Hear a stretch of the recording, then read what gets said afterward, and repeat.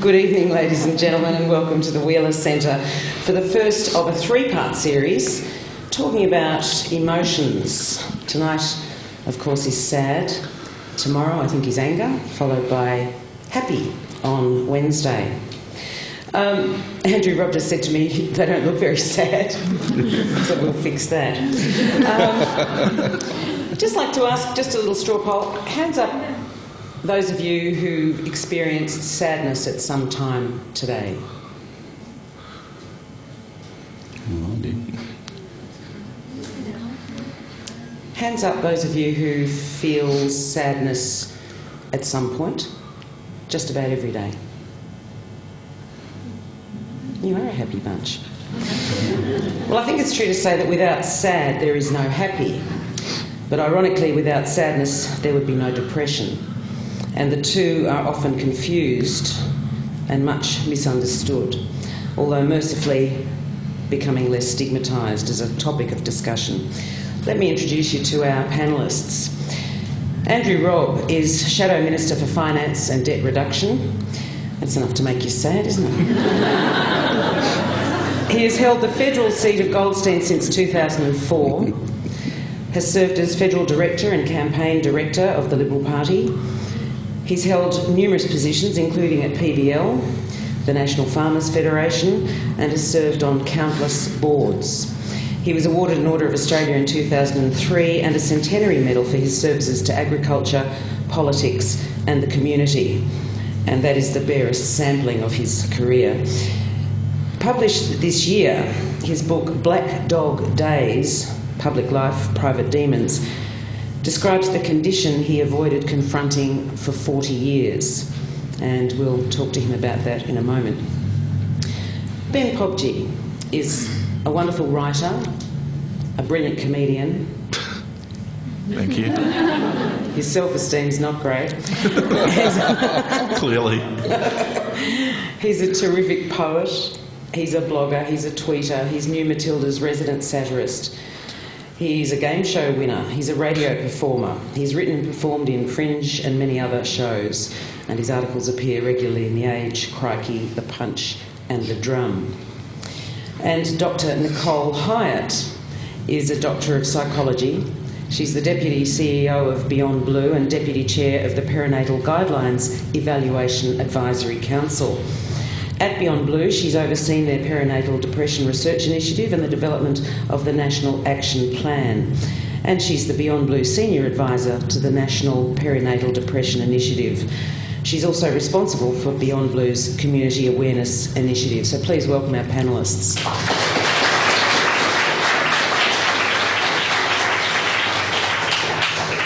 Now, I'm thrilled to be asked to chair this session because doing some research, I just found an absolutely fascinating subject, and reading Andrew's book and some of Ben's writing on these issues. Nicole, perhaps I can come to you first. What is the difference between sadness and depression? Okay, well, just as we've just talked about earlier about how many people have experienced moments of sadness today or feeling sadness frequently during a day or often, everyone experiences sadness from time to time, just like we experience happiness, we experience anger. That's a normal part of life, to have periods when you're feeling sad or down. However, if that sadness lasts for a longer period of time and is accompanied by a whole range of other symptoms which are debilitating and stop you being able to function and carry out everyday life, that's more signs of an illness.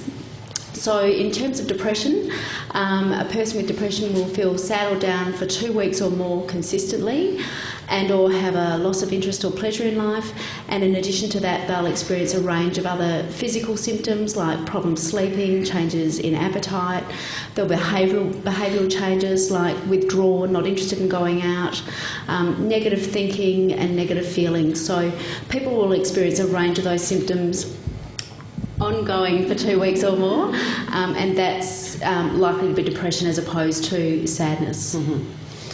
Andrew, you denied really that you had some kind of real problem that you couldn't deal with for 4 decades, around about that length of time? Yes, I think nearly 43 years, I think. Mm-hmm. I would go to sleep taking on the world, and thinking about all the things I'd do the next day and be very positive, and then I'd sleep, which I always slept. I didn't have a problem sleeping, but the moment I woke up, I would be having seriously negative thoughts. So all of the things that I'd thought about the night before, I might have written a speech or whatever, I'd be thinking, oh, no, how did I think that was any good last night? You know, this is going to not go down well at all, and I wouldn't want to make decisions. I didn't want to engage with anybody, and I'd just be quiet. I wasn't really grumpy, though my wife said I might have got a bit grumpy later in life, but that's your prerogative. Yeah, but that was it. It lasted until about 8:30 for a long time, and that wasn't a problem when I was a teenager because I wouldn't get up sometimes until well after that. But it started to get later and later as I got older. I put it down to not being good in the mornings, you know, and but I didn't want to admit that I had a depressive condition. In fact, my wife and I love bookshops, and from my early 30s we'd be in bookshops, and I've got a wonderful collection, if you need them, of positive thinking books. I'd never pick up depression because, of course, I didn't have that. But ironically, when I finally confronted it and started to have a look at some of the depression books, had all the same things in it as the positive thinking books. Ben, as a humorist, you're well known for your humour and your satire. Like many people with those talents, you've struggled with depression. When did you realise that it was something more than sadness that you were experiencing? Has that been a long experience for you? Certainly probably for the best part of 2 decades I'd been suffering from it. My wife could tell you a constant theme in our relationship has been me sort of sinking down into a funk for no particular reason. And it was always something where I would say I'm depressed without really treating it seriously. And saying it's a thing I go to, and it'd occur to me maybe I've got a problem, but I would sort of shrug it off and say, basically consider that if I was to, I would feel like if I claimed to actually be ill in any way, I would feel that I was making too big a deal of it or being attention seeking, and so I would, fight against that. But earlier this year, with a lot of external pressures on me, I pretty much completely broke down and had to confess it's not normal. It's not what I'm feeling and what I'm going through all this time has not been a natural part of being a human being. And it's not going away. And it's not going away, and it's not going to improve without taking actual action to address it. I think it's interesting that both of you men, I think a poll that you did at your organisation, Nicole, earlier this year said that 17% of men think that people who are in important jobs who suffer from depression or mental illness similarly should resign, basically should not hold those positions. Do you feel as men, and perhaps you can speak to this too, Nicole, that there is pressure in this society to not appear to have weaknesses, and perhaps for all of us, that we should be seen to be able to cope, that we have no right to say that we're suffering when obviously there are people worse off than us that we can see every day? Any one of you? Well, I feel that in particular with depressive conditions or any sort of mental health problem, that historically it was seen to be a character weakness. Well, you thought that yourself. You say in your book, yes. You thought that yourself. Yes, and even when I first tried to confront it and had a unsatisfactory experience, I went back and said to myself, wake up and, you're just weak. It's mind over matter. Snap out of it, confront it, whatever. And for anybody that's at all ambitious or I mean, I would snap out of it, and the rest of the day I'd be okay. It just sort of got later and later and started to eat into my really normally productive parts of my day. But I would feel. I would be making decisions. I've run organisations for 30 years, and I enjoy responsibility, and it's why I came back into politics, really. But then in the mornings I'd be quite 180 degrees different, right? But I always felt that if people understood that I had or if I admitted I had a depressive condition, even to myself, that lots of opportunities that I had through life would have been denied to me. And it is that stigma, and I can remember as a kid, Aunt Joan had nerves. No one ever talked about her being depressed because you didn't want to admit in your family you had people who weren't well in a mental sense. And yet depression is not historically recent. No, it's been around for a few thousand years. But Ben, what about for you? I can't say how much gender has played into it, but certainly I've always felt very strongly that I didn't want to be seen as a creature of emotion. I prided myself on not being in a macho sense, because if I wanted to be macho I wouldn't have become a writer, but just in the sense of I've always wanted to be a very intellectual, logical, unemotional person. Wow. And that's not something I ever projected outwards. This is sort of I've always been a do as I say, not as I do person, because if anyone asked me about themselves on the same subject, I would say that's a crazy way to look at your life. But I have always been terrified of being a slave to my emotions. And so it's, while at the same time kind of knowing that I am, but I didn't want to admit that. But is that because you perceive someone who is possibly a slave to their emotions as weak? Not. I guess the point is, it's sort of hyperbole to say someone is a slave to their own emotions. I sort of felt that if I was to admit at all that I was struggling with depression and vulnerable, I would be a slave to my emotions, which is not really true. It was perfectly fine to open up.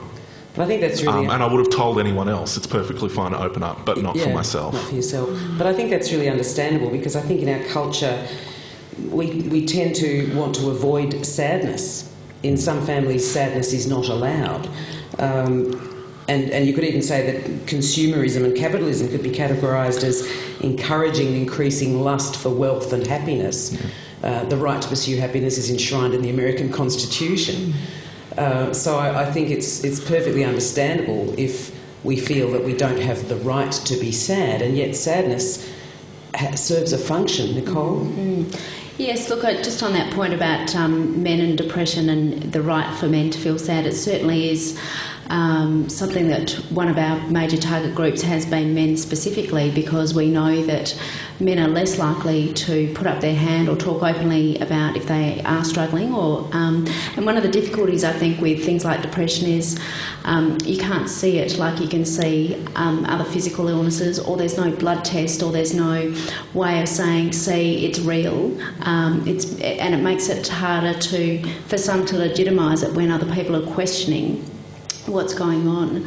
So certainly with men, we also know not only do they not talk about it or seek help, but the rates of suicide are higher as well, because men don't get the treatment that they need, and the stigma and that the thing around our culture that it's tough and you've got to be the strong one, and men aren't weak. So certainly we actually monitor people's attitudes in the community every couple of years with our Beyondblue depression monitor, and we've found over time that attitudes are slowly and very incrementally improving.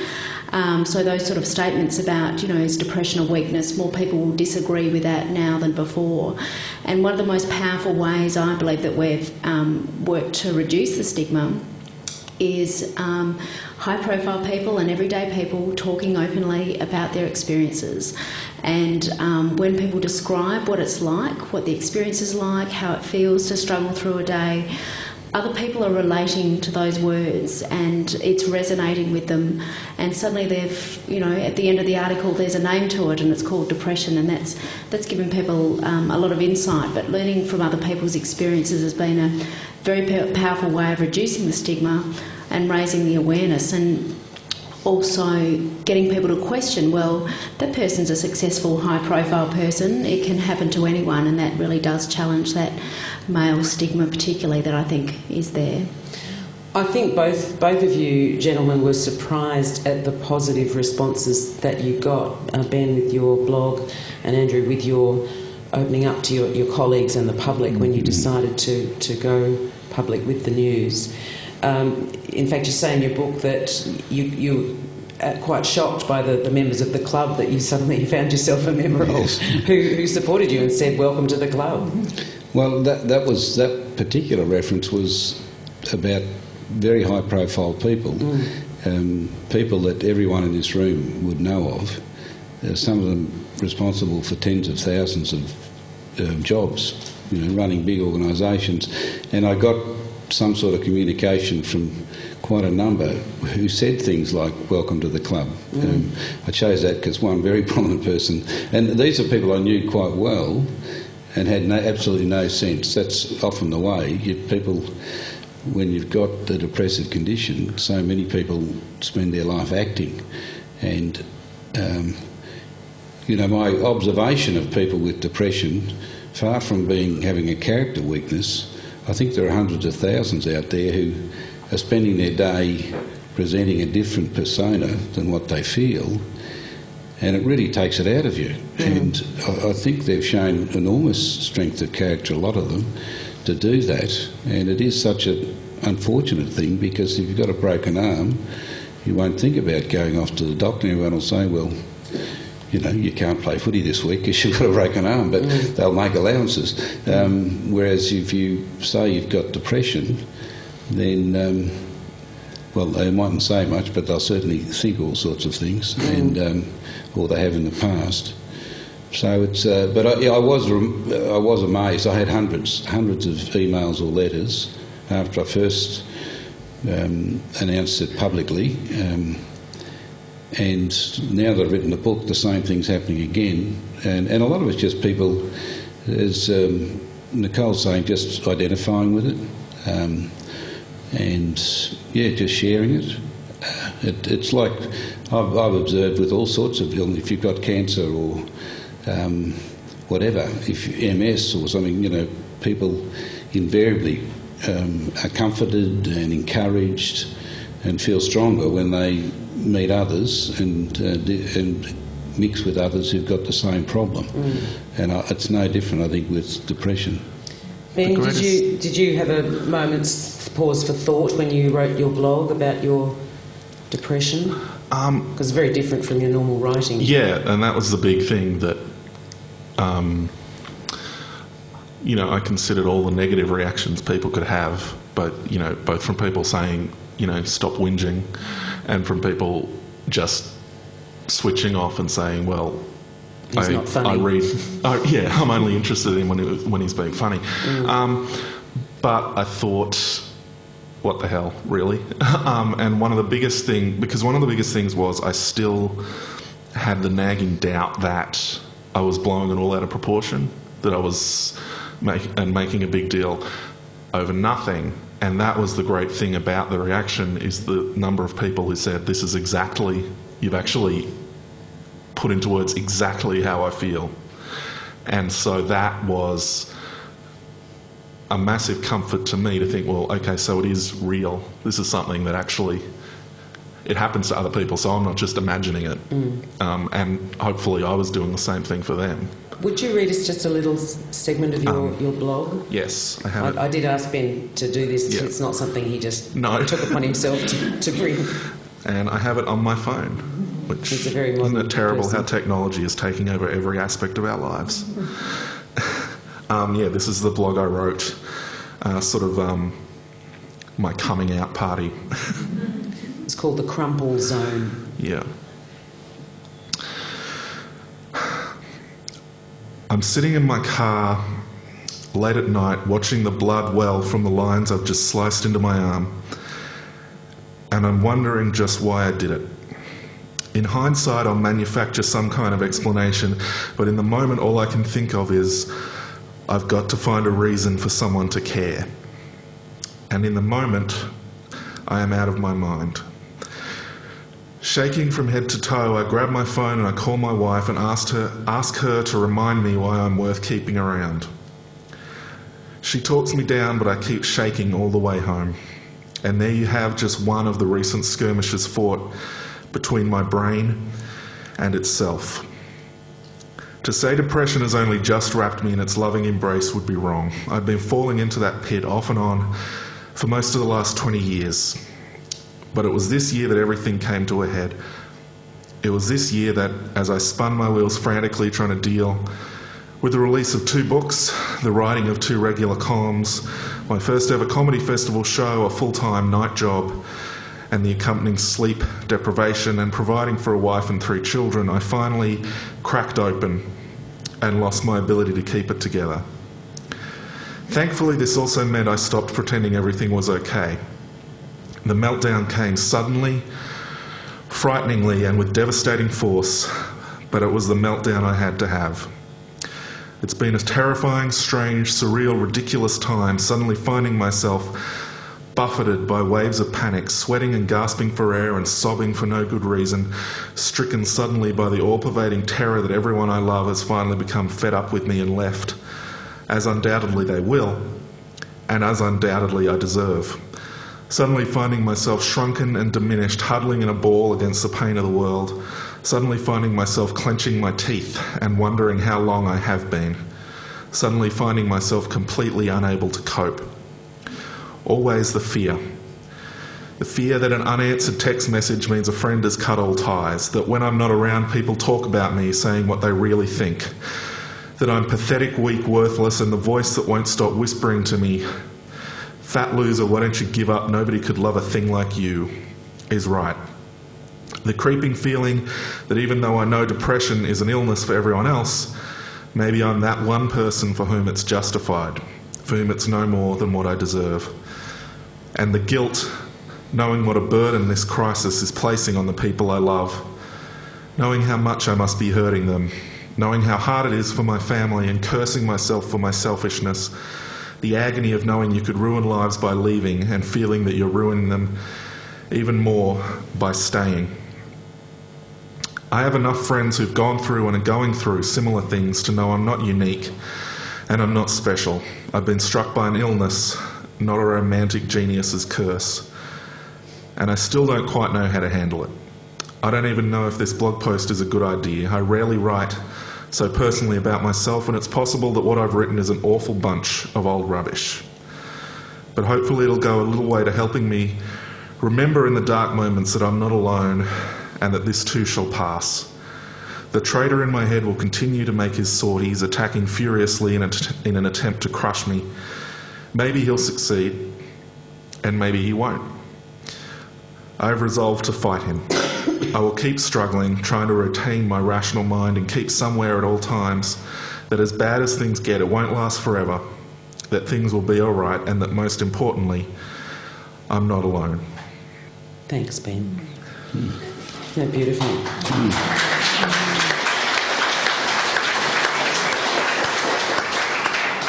And I think, for me, one of the key sentences there is that it's okay to not pretend anymore that everything is okay. And in our culture, we're constantly bombarded with images of perfection, manufactured images of perfection often. Nicole, do you think that's one of the main reasons, particularly from children? You know, very young children now are starting to be diagnosed with anxiety and depression and sadness that's beyond reasonable. Do you think it's better to say to a child, don't be sad, or it's okay to feel sad? It's interesting at the moment in the whole area of infant and mother attachment. One of the things that is coming in is what they call this circle of security, and when a child is hurt or sad or falls down, rather than tell them to quickly get up or give them a lolly or to try and make it go away or divert them, to actually just hold them and be with them as they come out on their own, rather than trying to almost distract them out of it. So that's interesting, and that's called the circle of security, and it's something that maternal and child health nurses are now doing to really educate parents about children learning to console themselves and naturally deal with that sadness and come out of it, rather than sort of distracting it out of them. So that is something that's certainly growing. Just in relation to the whole issue around everything not being perfect, and it's okay to say everything's not perfect. We've just finished some research at Beyondblue with women with postnatal depression, and that's an absolutely perfect example where women are pregnant or they're having a baby, and there's just such high expectations that this is going to be such a wonderful experience and the best time of their life. And often true for fathers as well. And exactly, and the same for fathers. And when they watch themselves, they watch the ads on TV and with the perfect mothers and the perfect mother-baby experience, and they're saying that's not happening for me. The Angelina Jolie version or the Megan Kerr or their own nanny. And every Huggies ad, the perfect, absolutely perfect miracle moments. And the woman would spontaneously say it's not, and that would actually make them feel like they were failing. So not only was it not good for them, they didn't know what to call it. They thought it was just lack of sleep, or maybe it would just go away. All those images just compounded the experience and made them feel like a failure. And then for a lot of them, they were too scared to speak up, and even when they're being asked questions, routine questions by their health professionals about how their mood is or how they're coping, there's this big stigma not to speak up because they might be viewed as incompetent or bad mothers. Huge expectations at mothers groups that everyone's got the perfect baby and their babies are sleeping through at 3 weeks and breastfeeding's all going great. Every time something goes wrong, it just compounds that feeling of failure and makes the depression, if it's there, or the anxiety much worse. And they don't feel they can talk about it because they're worried about how other people react, or what a reflection that has on them as a woman, as a man, or as a partner, as a father or a person. Well, again, it's that perception that we're coping, we're fine. I think the book that I read recently for adults about children not going to sleep, the fact that book went viral within seconds just meant that it resonated with people. That exhaustion, they thought that they were alone in suffering from that. Andrew, with your own children, how did they deal with Dad not being a morning person, in inverted commas? Your wife must have shouldered a lot of the parenting. A lot of the time, when they were particularly young, I would be at work at 8 o'clock. Right? So I was just quiet in the mornings, and I'd really be willing them not to. I'd say g'day, how are things going or something, but I wouldn't. You didn't particularly want an answer. No, if they raised an issue with me, I would force myself obviously to engage, but I wouldn't want to. And I didn't want. I've never watched morning television until I found the answer. Never. I couldn't stand it. The radio, I would turn it on at 6 to hear the news. If there was a problem I had to deal with, I'd listen to early AM, but then I'd turn it off because I just couldn't. I hated early morning phone calls for interviews, but once I did the interview, the adrenaline pumping would pull me out of it earlier. So the kids, I don't think they suffered too badly from it. We used to have a sort of family joke, which Maureen would say that we didn't discuss the state of our marriage before 8:30, and the kids didn't ask for money. And, our daughter Pip told me recently when she read that it was more like 12 o'clock, not 8. The money business. Yeah, you're fooling yourself. The money business, but so I don't think it affected them all that much, to be honest. It just that later on. It was really my 40s and the 50s. Though I was starting in my 30s to look for positive thinking books, I've got to say. But it was starting to eat into my day. I'd find at 10 o'clock or 11 o'clock or 12 o'clock. And I'd be trying to chair meetings or whatever, and I'd be talking to myself, snap out of this. This is ridiculous. And I really just want to go into a room and look at the wall, to be honest. And you've often deliberately chosen jobs where you are running on adrenaline, where there are crises, where there are things that get you going, which is probably similar to you, Ben, in your creative life. You have deadlines, you have performances. Is that a thing that helped you to lift yourself from the depths, that you had to perform, you had to get that adrenaline pumping? Yeah, well, I have sort of chosen to do things where I can get applause and positive feedback from people telling me I'm good. Like Andrew gets votes. Yeah. Sometimes. Although I don't. Oh, you're doing all right. You have to wait 3 years for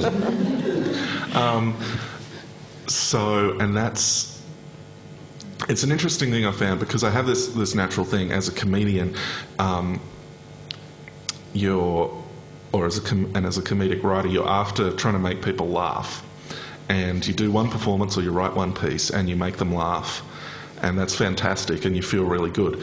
But the whole nature of it, of course, is that you're only good as as good as the last thing you did, and so you need to. It's kind of like a drug. You need to get another hit, so you need to do another performance, and you need to keep on making people laugh to get that feeling. And what I've found is that doesn't just apply to me professionally. I found myself in a position where I'm not just feeling I need people to laugh and tell me I'm a great writer and comedian. I'm needing constant reassurance that I'm a good person, and people can tell me they love me, and I believe them, but 2 days later I find myself thinking, well, they probably don't anymore, and I have to hear it again. And just as a human being in your personal life, you can't treat it like being a performer. You can't. It's not sustainable to constantly need the applause. Just as a basic human being, you need to find an inner source to make yourself feel good about yourself, which I'm still working on. But yeah, what I found is, I guess, the career I've chosen, I've done things and I've gotten some attention that makes me feel really good, but it doesn't actually substitute for feeling good in your relationships with people. It doesn't translate easily, unfortunately. Otherwise it would be easy. I read a graffito in a toilet recently that said anger is sadness with effort behind it. Nicole? Anger is actually one of the symptoms of it is a symptom of depression. So certainly for some people that is one of the signs. So people who might have energy rather than, I suppose, experiencing it and bringing it inwards might push it outwards, and that might then display an aggressive or angry behaviour.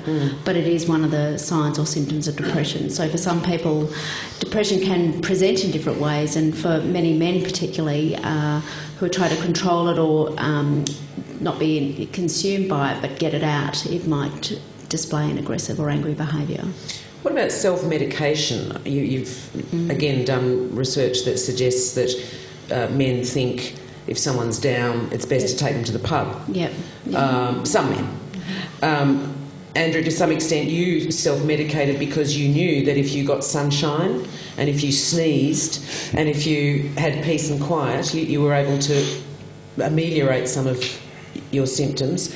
Yes. Ben, I don't know about you, whether you have found things without medical help that help you in your life? Well, unfortunately I don't drink, and I often wish that I did, but I don't. I sometimes think it would be easier if I did. Be blurry. I don't know. It's... yeah. I don't know. I don't know if I ever found that thing. Sometimes I eat, which is good, particularly because I've found at my worst moments have been when I've been working a lot, doing several jobs and running around, and I've found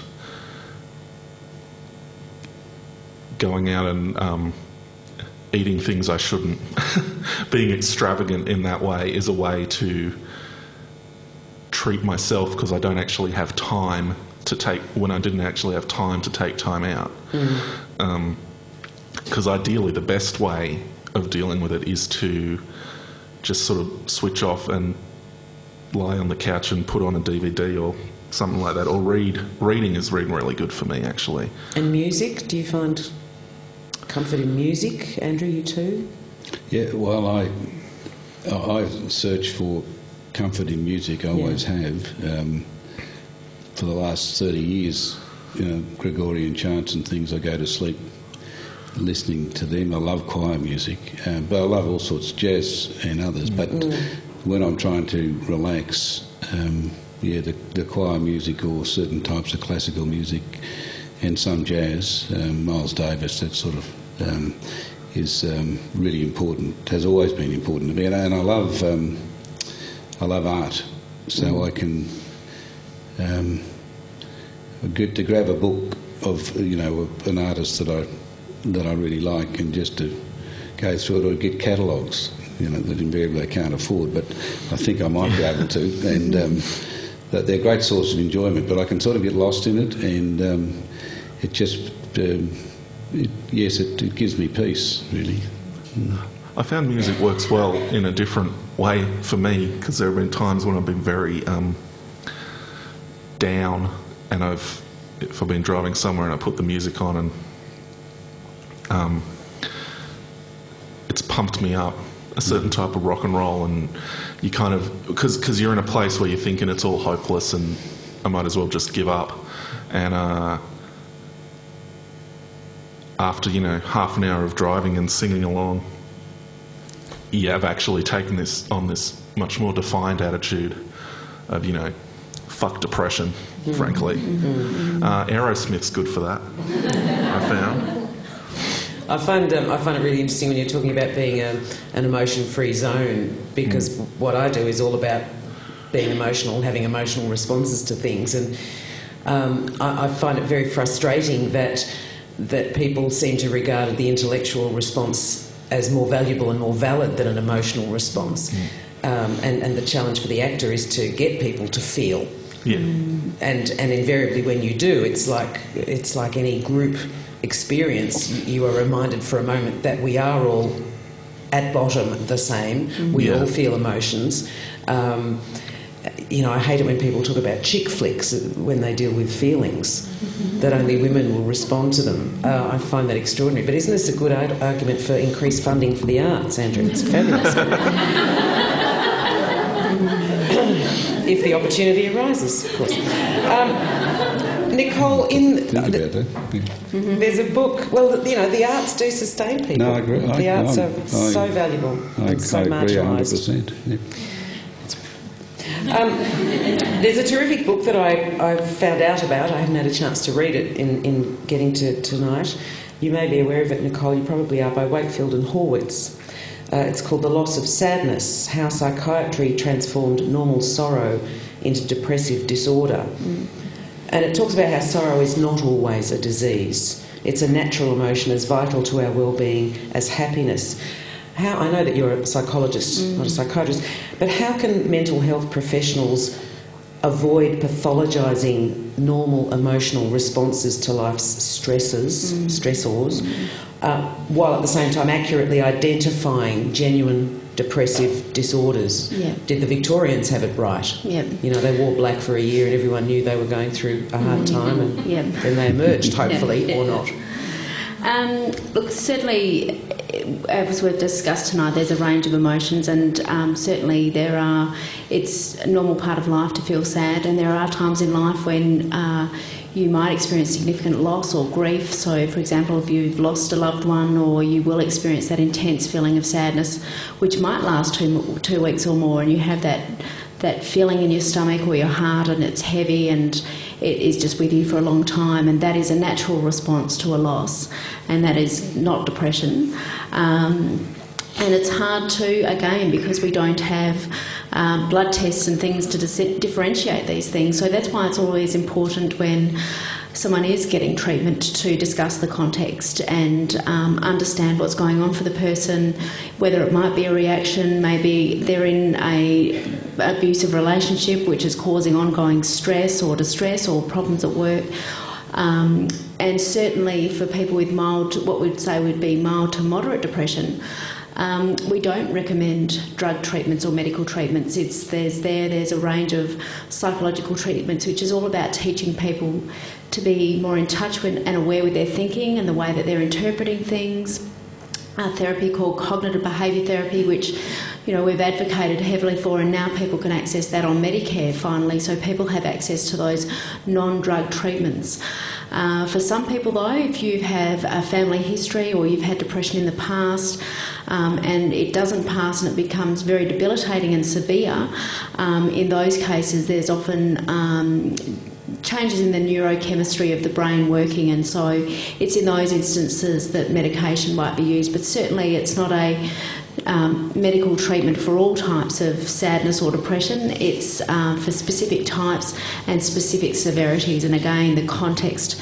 That's why having a proper assessment is important, to make sure we look at the context and don't just prescribe. It's not like prescribing antibiotics for an infection. It really is a much more detailed assessment about where the person is. And would you recommend that it's sufficient to just get a diagnosis from a GP? It really depends on the GP. So a lot of GPs, like any health problems, have different levels of interest in different problems. Certainly a lot of GPs have done additional training in mental health, and those GPs will have what we call better access training 1 or 2, and they are either equipped to provide cognitive behaviour therapy, just have that greater level of understanding, but it can be very hit and miss, and that's what people tell us all the time. Once people find a good GP or GPs who are interested, they become gold, because people, they can be few and far between, but thankfully over time I think the recognition amongst the health professionals as well has increased. But it's about finding someone you're comfortable with, and that can take time, and when you're depressed it takes a lot of energy to get to a GP, let alone find one that's right for you, and that's where the carers and family members play a really important role in supporting and helping to find someone with you if you've got that. Andrew, you certainly found the path to getting help a little bit torturous, didn't you? You were sent to a psychiatrist who started asking you about whether you had a happy childhood.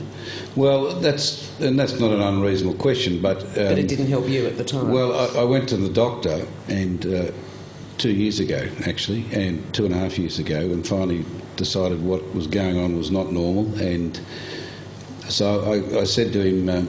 I told him a little potted history of the last 40 years and said, "You haven't got a pill, have you? That might give me a bit of a lift." And he said, "Oh, Andrew, all that medication, it's all nonsense. And it's all up here," he said. He said, "I always give a card, go and see this woman." So I went round a couple of weeks later, I got an appointment and sat up in the parlour, and she's got the notebook and the couch. The couch. I'm sitting on the couch, not lying on it, fortunately, but still, I felt it was all. I was in what I'd seen on the TV for years. Well, you weren't comfortable. I wasn't comfortable. No, anyway. And some people wouldn't be, and some people she would. She said, "Tell me about it." And I really hadn't been going. 10 minutes max, I'd say, and I thought I'd just sort of warm into the topic, and And she leant across and said, sort of very confidentially, even though there's no one else in the house, but, you know, tell me, were you loved by your mother and father when you were a child?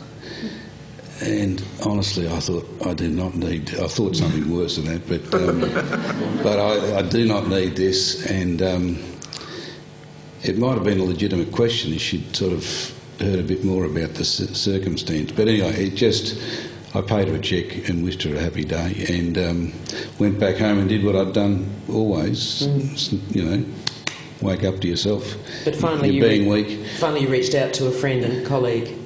Well, yes. Well, it was 5 months later, and some certain things I had to make decisions on that I was being sounded out about, and it was after Malcolm Turnbull had his Godwin Gretsch moment, actually, and so some colleagues thought that he wasn't going to make the grade, and that I was being sounded out to see if I'd challenge him. And now, in every other point of my life, I'd always felt capable of dealing with this problem in the morning. But the previous few years, I came into the Parliament in 2004. I'd never really enjoyed it because I got satisfaction doing things, but it was such a trial. I mean, because it was midday before I was popping out of it, and every day until then was just, you know, like walking through mud in the mornings. And but I got to this point, and a series of things I'd be trying to think whether I would. A number of people were approaching me, and I'd say, I'm really interested, but I'll think about it. And what I was thinking about was, could I possibly put my hand up? Because once you put your hand up for something like that, you get carried along. I mean, you've got to go with the flow, and political parties need stability. There's 100 people sort of making it all happen around you. So I knew that it all happened, and I thought, I'm going to make a total fool of myself here if I'm not able to confront this thing. So after a month, a few things happened which convinced me that it was incompatible, and that's when I thought, and people are still waiting for my decision, so I'm getting jammed, really, you know. And so I picked up the phone to Jeff Kennett, and one of the reasons I've written the book is because I felt I was in a privileged position.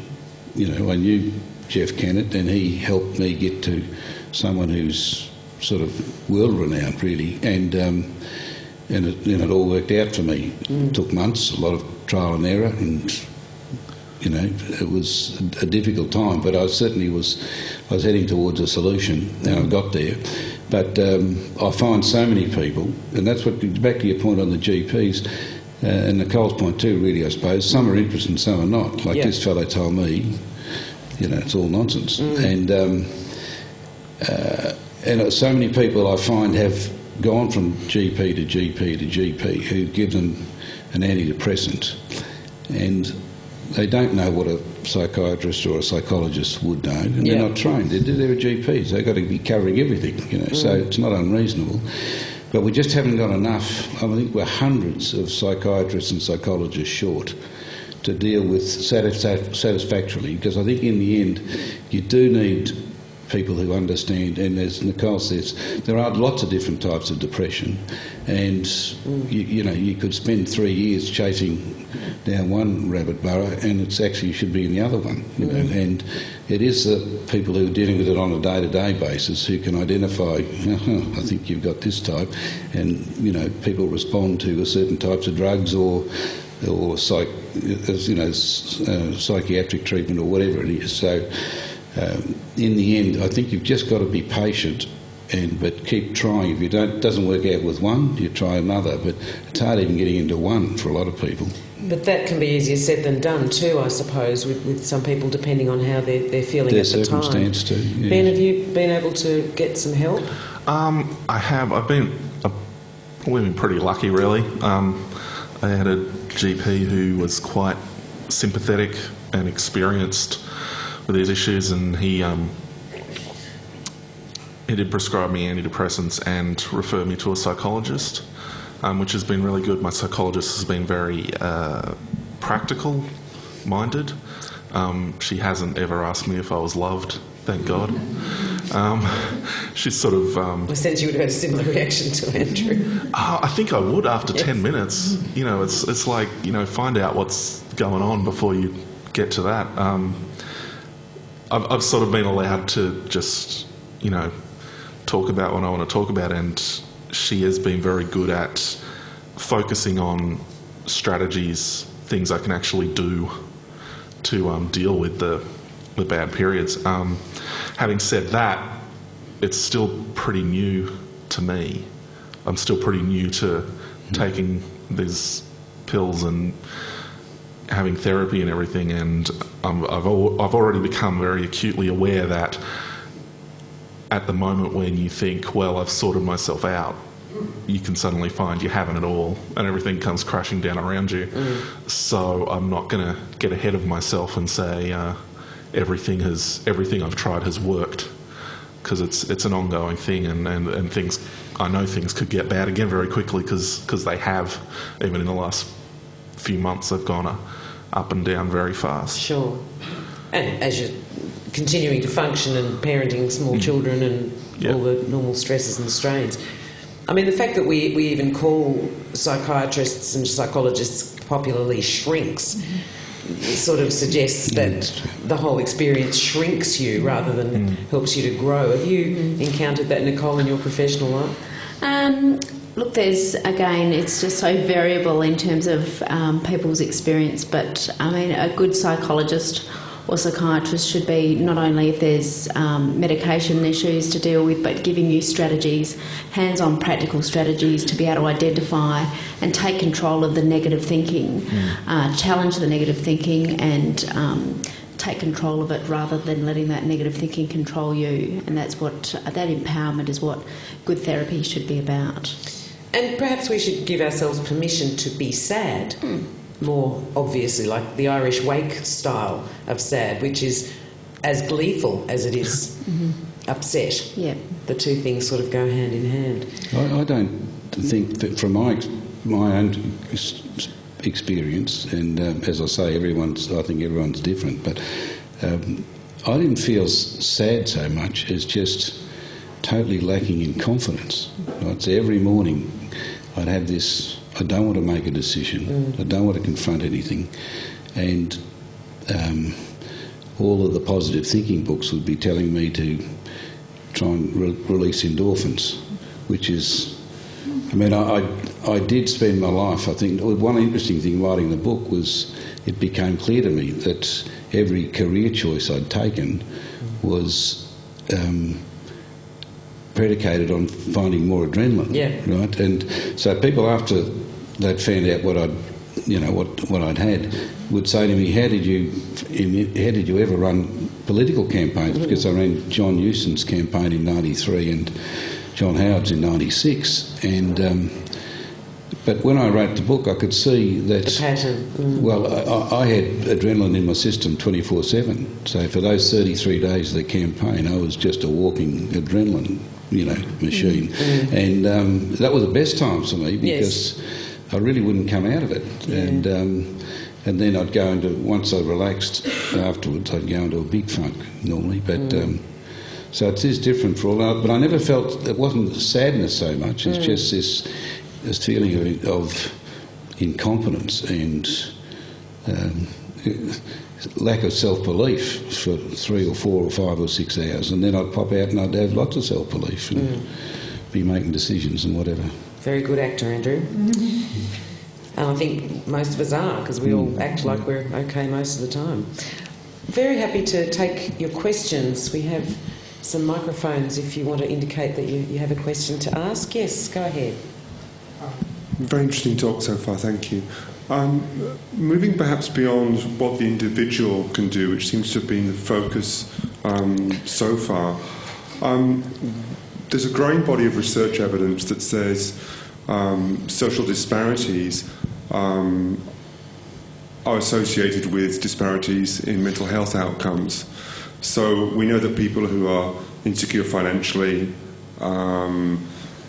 in financial trouble, housing issues, other health issues, people of Aboriginal or Torres Strait Islanders, gay and lesbian community, are much higher rates of anxiety and depression.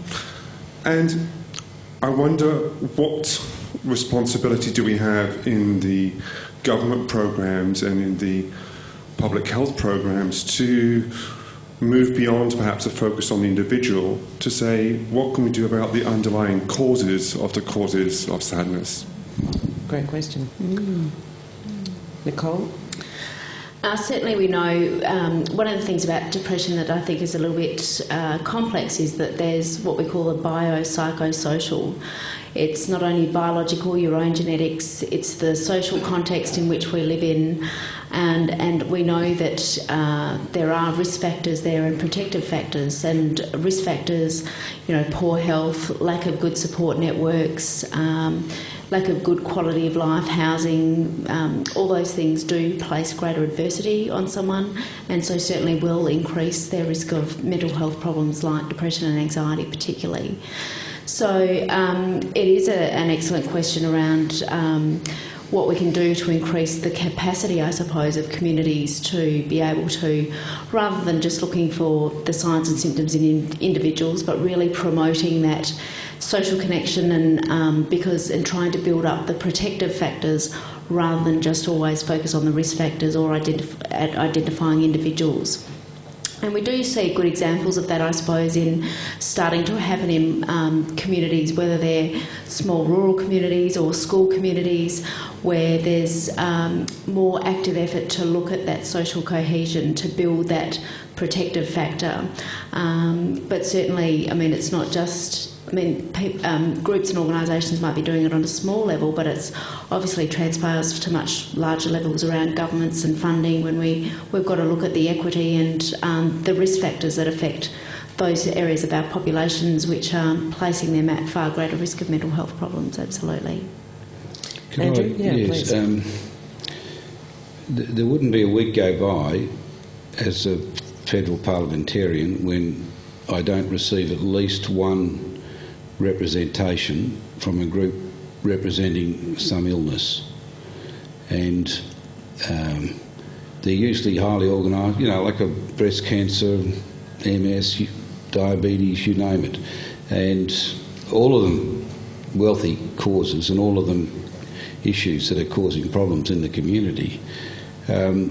It's only really the last 2 or 3 years that there's been any coordinated, well, to me anyway, representations or coordinated public effort to marshal funds from government. And I think it's got a lot to do with, again, the stigma. There's been very few people who have felt in a position to be champions for depression, yet, there's been lots of high-profile people with all these other diseases, and it's done so professionally now and it sort of needs to be because there's a big competition for funds, and medical science is just galloping forward and it all costs lots of money. And when I've been to, since I've got on top of my problem and I've started to take more interest in what's happening, I've gone to a few hospitals and been taken into the areas where they're doing research into mental health issues, and invariably it's been down the back of the hospital. I feel like, we're in the sheds out the back, and this is true of some of our best hospitals, and you get the impression it's always been, the poor cousin. And so I suppose I'm saying, it's a squeaky wheel which tends to get attention on all sides of politics. It's not a partisan thing. That's what happens in life. It is, in work and any organisation, in the family. In fact, I can tell from personal experience. But it's so powerful when we can shine a light on groups' issues. Well, it is, but I'm saying, and it's starting to happen with mental health issues. And we're here tonight, and lots of people, Jeff Kennett and Pat McGorry and all sorts of people are now doing some wonderful things. But to break down the stigma, which I think is it's still there. Everyone has been enormously sympathetic and very encouraging to me. But when there've been a couple of competitive situations that I've been in, you find, they soon revert to, Robbie's forgotten to take his pills. Giving as good as they get, yes. Yeah. But the power of an empathetic response, I think when the sorry was delivered in Parliament, we were, I felt, united in grief and sorrow and empathy, and it was quite a remarkable moment for the nation, I think. If we can share our emotional responses to things and our emotional states more readily, then I think that can only be a positive thing. More questions? Andrew, I'm interested to know if people who previously trusted your judgment suddenly became either almost patronising to you or pseudo-sympathetic and empathetic and all that, but actually sort of sidestepped from it. I haven't felt that, to be honest. As I said, there's been some instances where people have consciously sought to remind everybody of the fact that I'm taking some pills each day. Or not. In some cases they say I'm not, or I mustn't be. Like women with PMT. That's right, yes. Yeah. Well, I've got more responsibility than I've ever had, to be honest, and my objective was to try and, if I got on top of this, was to stay in the same profession, because I hadn't fulfilled all the things I wanted to do, but more importantly, to demonstrate that you can have a depressive condition. You can, not in every case, but in lots of cases, you can confront it and deal with it. You can come out the other end and actually take on even more responsibility if that's what you want to do.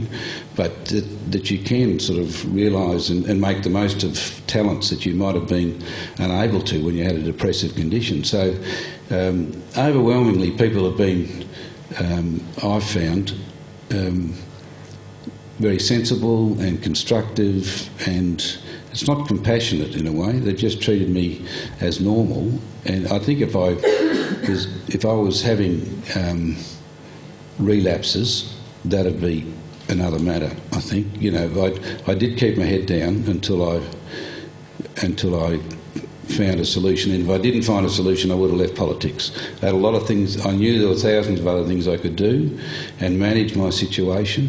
And I wouldn't have put myself through this endless attempt to get somewhere. But and was it a relief, Ben, for you too? I mean, to actually be able to say, okay, this is where I'm at, and respond as you will. Was that a relief on one level? Oh yeah, it's a great relief. You do take the burden off, and once you've done it, the burden's off for future, because you know that if you're in a bad place, you can let people know, and they'll know the context of that. Mm-hmm. So once you open up and make that definitive statement, it makes it a lot easier in the future. Cool. Can I just add to that, though? Please. We've certainly had a lot of people who have said to us that they're very shy and concerned about disclosing in their workplace that they're experiencing or have experienced depression or anxiety because they have either been given filing to do or been denied career opportunities, or we're making sure we don't put you under too much stress. And even when the person might have recovered, there's always that perception that that person might be more vulnerable or not, so for some people it's become a very career-limiting move to disclose in the workplace, and colleagues don't necessarily know how to respond. Managers would be ringing, when Beyondblue first started, would ring us and say, I've got someone in my team, I don't know how to respond to it. And we developed a national depression in the workplace program because there was so much demand for organisations to realise that these people, like any other illness, they needed to get it treated and then to be supported back at work. But it's very common for people to think, well, take time off work. It might be stressful, and then people wouldn't return to work because they still hadn't had the condition identified, still hadn't got treatment, and then, surprise, surprise, they didn't return to work. So actually it became... And the workplace is such a important place to keep people connected. It's a social place. It's a way of keeping routine in someone's day. So you've got to maximise that opportunity in your workplace if you are concerned about someone, making sure they're seeing the EAP or getting help, but keeping them in that environment, which can be very protective. What's the EAP? The Employment Assistance Program, if you're in an organisation where you can have access to that.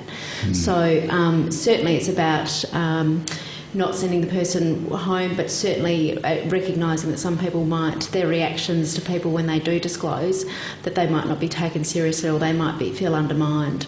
That's something that people very much said to us, particularly when Beyondblue started, and particularly in the workplace, it had a big impact. So it would be good to perhaps contact Beyondblue before you can decide to do that. Get some strategies and tips.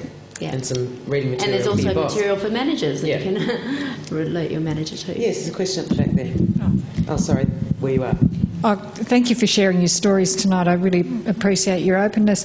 My question's about anxiety and depression. Often, and throughout the discussion tonight, they've been bundled together as if they're one and the same, and I'm not sure I actually understand that. Is anxiety a part of depression? Is it a symptom, or are they the same thing? Yep, it's a great question, and people are starting to talk about anxiety more now.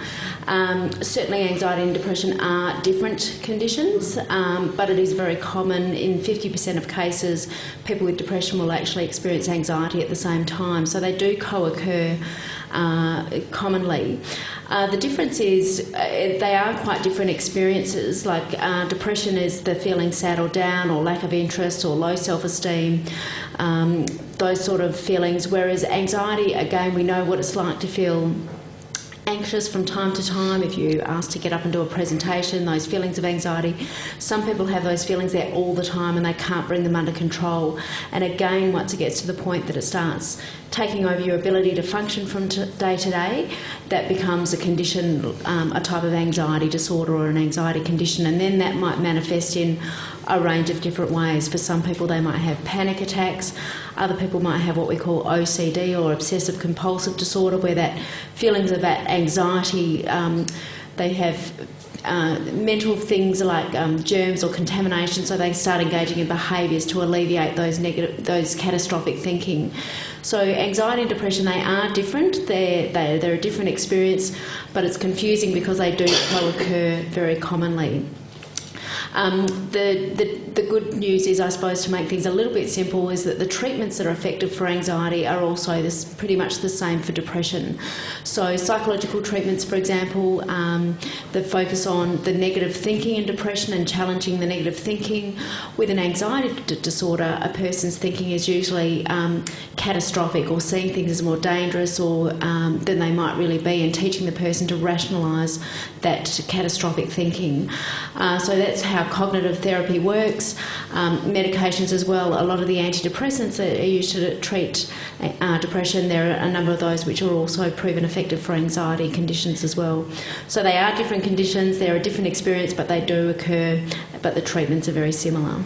Could I just add, that was certainly my experience. I don't think I had anxiety for most of that time that I had depression, but in latter years I didn't realise that what had happened. I said to Noni before we came out here on the stage that in the latter years I was getting anxiety beyond the time when I'd pop out of it, but I hadn't really realised it.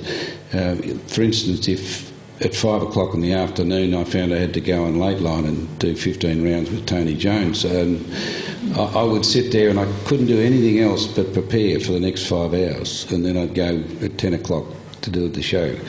The moment I found the right medication, which took me months and months and all sorts of trials and tribulations, but once I had it, it was instantly, I found that there were a number, especially public things that I was doing in the afternoons and evenings, where all of a sudden I felt a lot more relaxed than I ever did. So now if I get a call at 5 o'clock to go and do late line, I'll prepare for 30 or 40 minutes and then I'll forget about it. And I'll come back and recap at 9:45 and go on and do it. I mean, you still get a little nervous. I think no matter what you do in public life, you'd be all the same if you've got to stand up at a funeral or a wedding or something and make speeches and things, whatever your life is. But still, the anxiety issue was beaten when I got on top of the depression issue. Thank you. think we've got time for one more. Yes, the person right up the back has been waving around. Well, can we get a microphone up there? Someone got one? I mean, but the stakes for someone like you in public life, Andrew, are incredible. I mean, you have to be perfect in your answers, or you'll be blown apart. Well, I think that was a source of anxiety, That's because right. I think I'm going to go and make a goose of myself. Perfectionism is very and you'll hear about it for difficult. the next 2 years. Indeed. Yes, thank you. I've had a long history of depression, and it was probably one of the worst episodes was after I had my second baby, and it went on and got worse and worse until I took great risks with my 3-year-old. Probably in retrospect, I don't know whether it was an effort to draw attention to it or something, but I certainly could never have come out like your guests tonight have and admitted I had a problem and done something about it.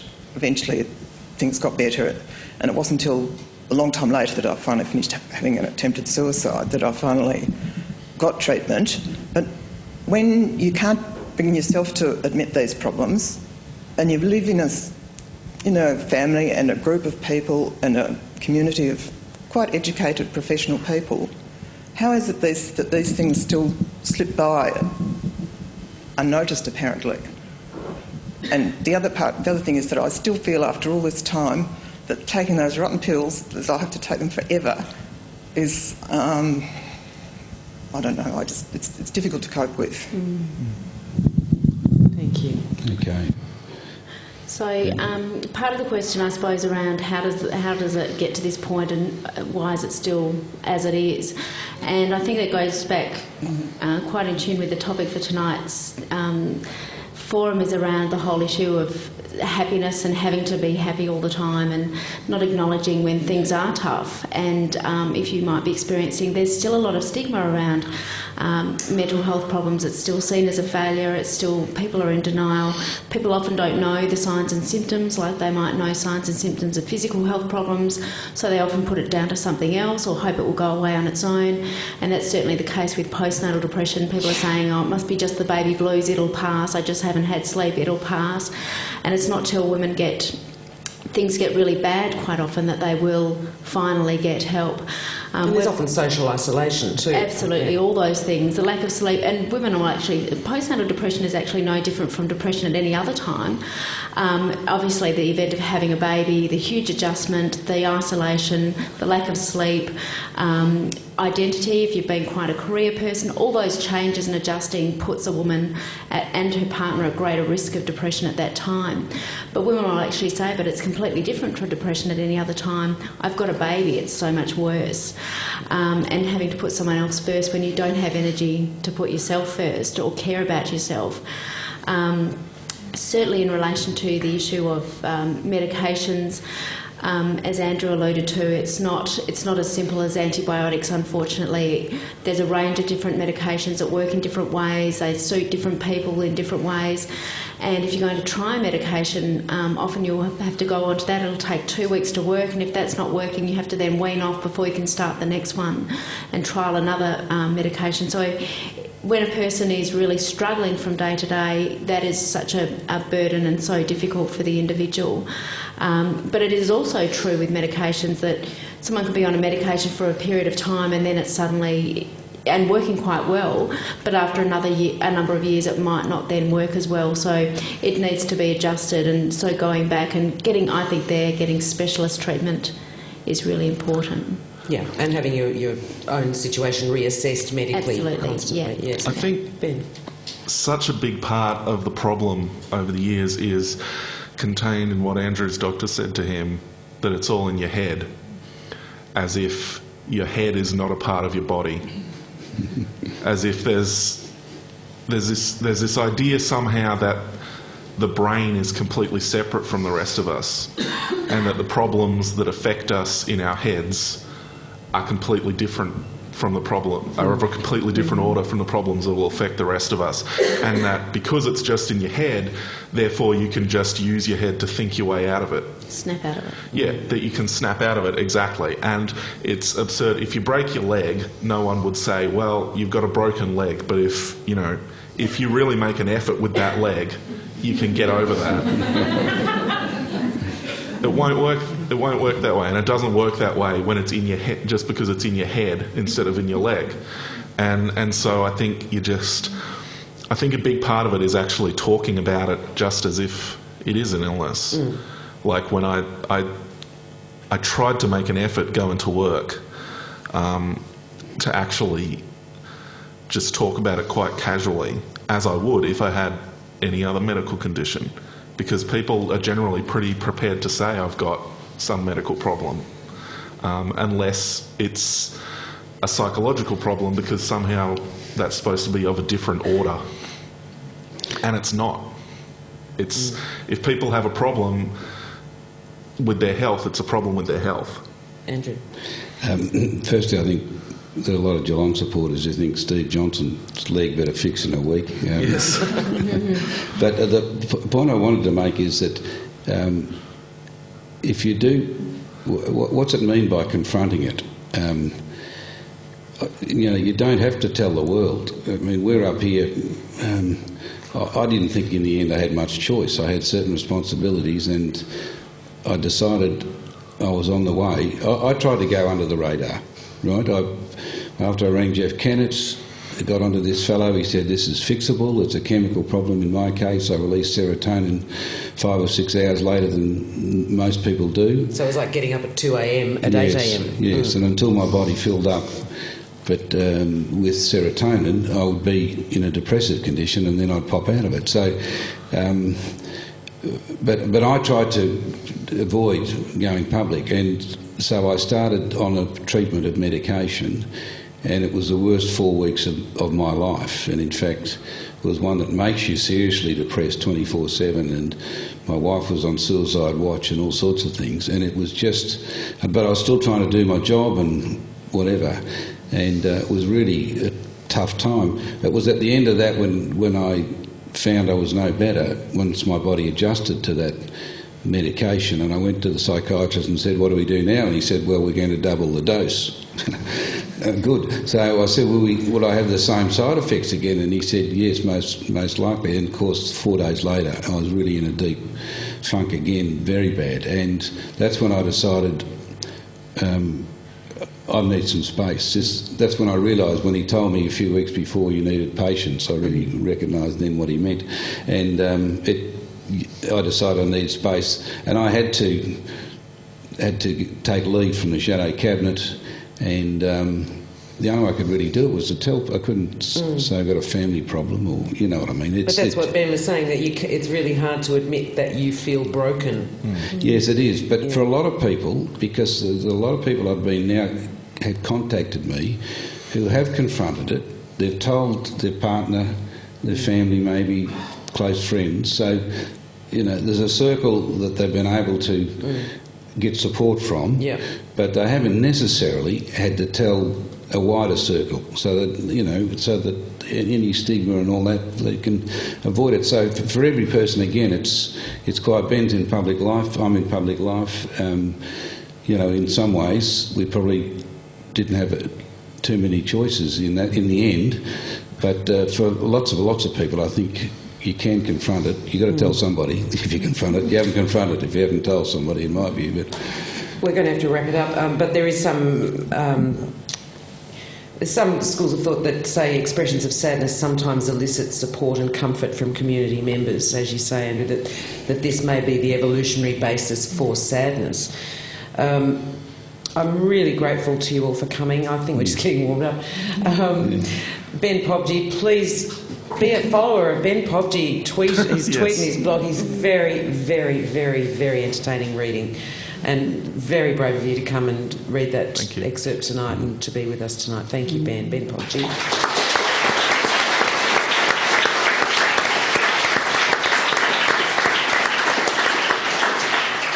And Andrew, Robb, again, very, very, very impressive of you to be able to sit here and calmly talk to us in a non-partisan way about your human situation. I'm very grateful to you for coming tonight. Thanks, you. Noni.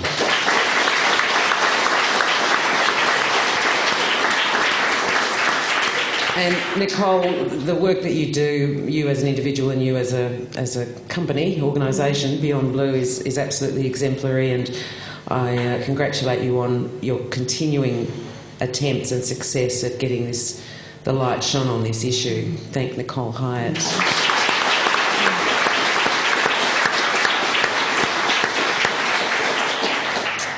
And just some closing remarks. Sadness shows you what you care about. It helps you to appreciate what you have, and it requires you to be authentic. Honour sadness. Anything that helps us be empathetic, caring, appreciative, contemplative and authentic is to be welcomed. If the sadness persists and isolates and debilitates, please offer help to those who you think need it, or seek help if you need it yourself. And I just hope we get to a stage where Andrew and Ben weren't perceived as being braved, just human. Thanks for coming.